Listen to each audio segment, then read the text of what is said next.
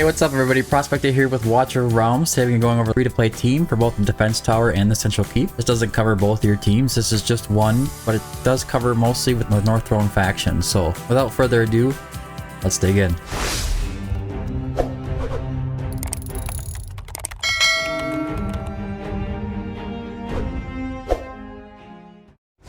Alright, so North Throne. Very, very strong faction, right? We have a very strong faction here. Why? Well, it's full of a lot of really high HP defenders. We have Brook here, we have Oleg, Isolde, Pars, you name it, these guys are tanky. We also have some very, very good DPS units like Valk and Ardia. We have nice control with Mari and Maul. There's a lot of good options with teams. We even have Jira in there, which is a hero that's really good at being tanky and doing a lot of damage. So there's a lot of good options to work with. Crodor, Glacius is a good mage. Nocturne is a great mage. Shamir has some pretty good control, especially if you have him like A5, so this team could work for you as a free-to-play or so early game to end game kind of team. Doesn't really matter. We also have a lot of lords to choose from. Ours is a pretty common pull. Isolde seems to be a pretty common pull as well, as long as Rourke. We even have Dagna as a rare, so I mean, the options are pretty limitless. So let's go ahead and look at the North Throne faction. Now, I don't have all the heroes, of course, but I do have some heroes that we can work with. To keep it free-to-play friendly, I would say you can go with, let's see, where is she? Isolde? You can go with Oleg. And we have healers like Vortex that you could throw in there as well to help keep him tanky. Or you can throw in a Hollow for some rage regen. But in this case, we're just going to go ahead and put in Vortex. This is not going to be the most crazy comp, but it works. Valkyra is not the most free-to-play best option, but you're going to need a DPS unit of some kind, and she seems to be a pretty common pull for a lot of people. If you don't have her, you know, maybe you're lucky enough to get an Ardia, maybe even a Falcia, go down there. Anybody that can do some damage as a fighting unit, ground unit. Jira, Elder, let's see here. You can put a Voroth, or you can put down Estrid would be an awesome option to throw down as well.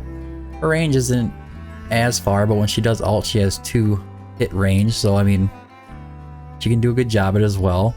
So how would I deploy these units? This is going to be a more of a free-to-play kind of version. So what I would suggest here is that you go ahead and you put down Vortex right here. I'm going to put Oleg right here. And you can either go ahead and put Isolde right here, or you can try to put her back here so she's like a last-minute defense, or even farther back. So that once they get to the end here, they still have to make it through Isolde to get past into your portal, which could be a good option. Or you could just go ahead and pump her up in here. The problem with putting her right here is that you're going to have some units come by, they're going to try to rush in here. They might try to get some bomb units into there, or the mages are going to come in and they can splash damage Oleg and possibly take out Isolde. Unlikely if you build them right, and I'll show you how to build these units as well. But we have Valkyra up here. She's going to be attacking all the way down through this range. She can get hit. Vortex will help keep her safe. It's kind of a horse of peace. Once Oleg does activate his ultimate, he also can offer some damage reduction. We're going to have Maul up here. It's going to be a big part of it. So when he hits on his ult, he's going to attack everything in this range. He's going to go ahead and deal freezes, slows, all kinds of CC, and a good amount of damage. He's not going to be the big damage dealer, that's going to be Valk. Now, why is Valk so important? Valk is going to make the comp go over the top. You can put down Falcia, you can put down Ardia, you can put all that, but Valk is going to be the one that's going to make the comp just go through the roof. The reasoning is that on her ult, she can hit the flying units coming in as well. If you don't have Valk in there, it's going to be a bit of a problem not having any kind of units that can attack the air. The other option you could do is you could drop Oleg. You can put your Isolde right here, and you can go ahead and put some other unit back here that can help, not maybe this tile, but back here, any kind of flying units get by, that can take him out, like a Silas or Hex.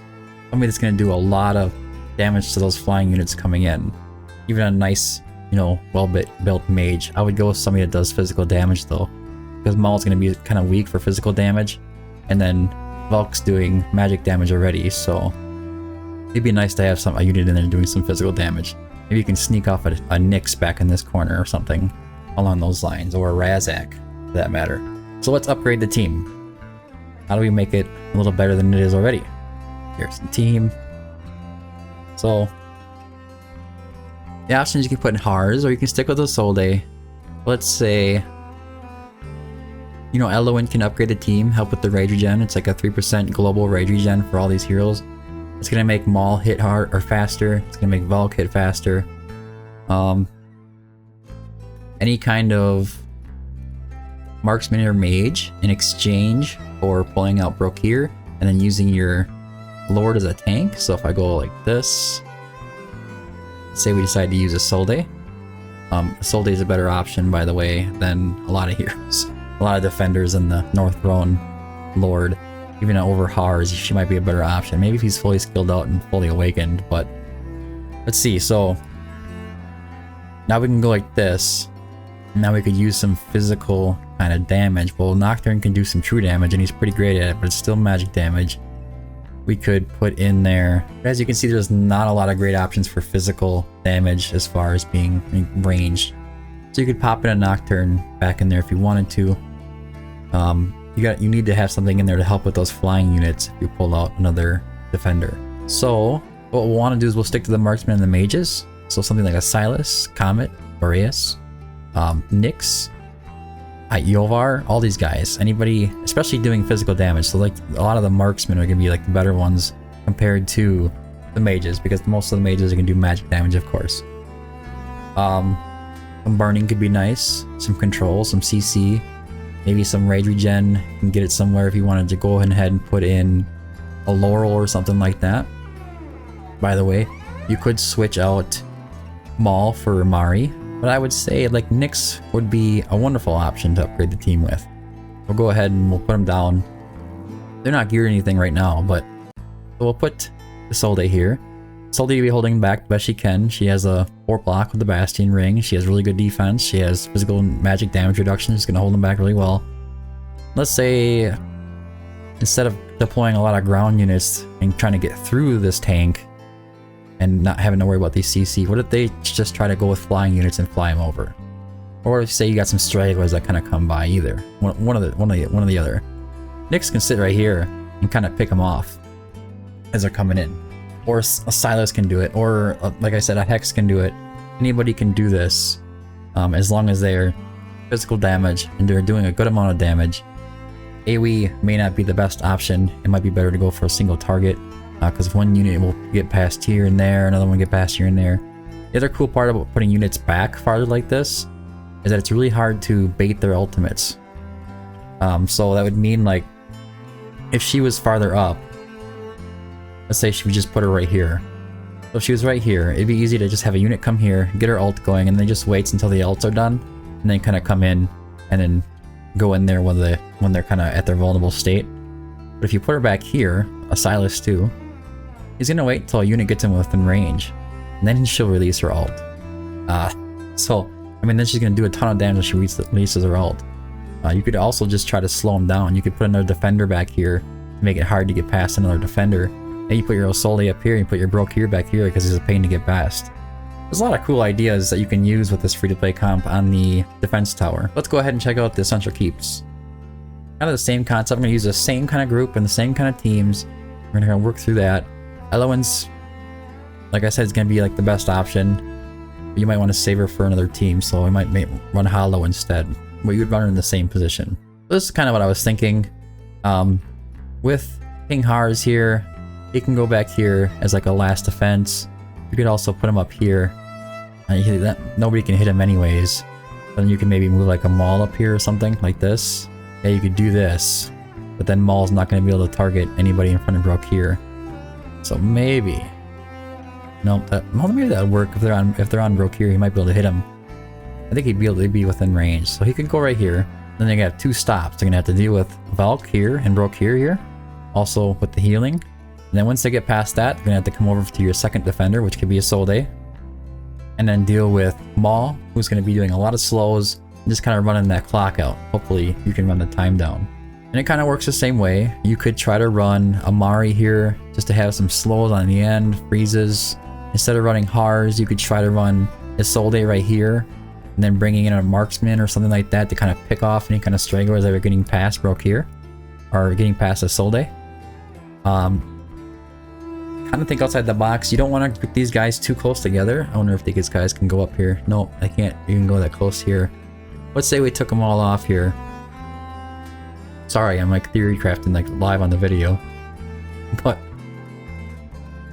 hopefully it can help. Let's say I just decided to like just bunch all these guys up. I can't put her there. I'd have to... maybe I want to put him here, get him to stop on Hars and then get past. I'm gonna get through Hars and then get to Brokir, and then I want to bunch all these guys up like this. You know, whatever it is, because like mages will take out the target that they're hitting, and they're gonna do a lot of damage to the units around them. So if, let's say, Elowen's not there, they put her here. So all they have to do is send a bomb squad in. They'll get past Hars, hit Brokir, take out Maul, take out Valk. They won't take out Elowen because it's the tile to the side. But you just have to kind of think about how you're going to be doing this. You want them to be a little more spread out on these maps, it seems to me anyways. Now, I did do quite a bit of testing for building these units, especially like Valk. I had some guys attack them and we did some recording. Those recordings did reveal that building your units for the higher damage and not really worrying about raid regen was pretty much the way to go. You see this Valk is really strong, but so I tried to get her attack really high to get past those high defensive, like the end game players that are going to be attacking. So as high as I could get, and then whatever I could get for crit damage wasn't quite as important. I did pick up a little bit of rage regen, but I had a build with over 65-70% rage regen, and I had this build which had like 3k more attack, and this one was the way to go because I just wasn't doing enough damage to him as he was coming in. How to build your Valk: Infernal Roar, attack bonus, attack bonus, attack bonus. Try to pick up, if you can, even flat attack on the last stat instead of rage regen. On the left side, go with Warlord pretty much every time. Try to get attack bonus, crit rate, crit damage. Attack bonus, crit rate, crit damage. On a breastplate, you can even get it attack bonus, crit rate, crit damage, and flat attack as well. So get those damage stats as high as you can. If you can't run Warlord, run Calamity.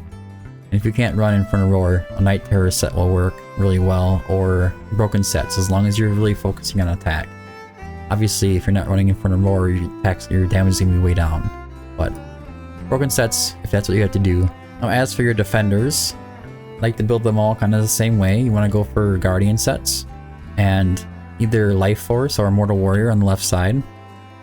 I try to pick up Rage Regen on heroes like Brokir or Isolde. Their ults are valuable. They reduce the incoming damage even further, physical and magic damage reduction. Brokir is a better option than Isolde, but you just want to really build up that HP really high. You want 100k HP, over 7,000 defense, and then get whatever you can for Rage Regen on your defenders. Even if you're running like a Baron or something like that, the more he pops that shield, the better off he's going to be.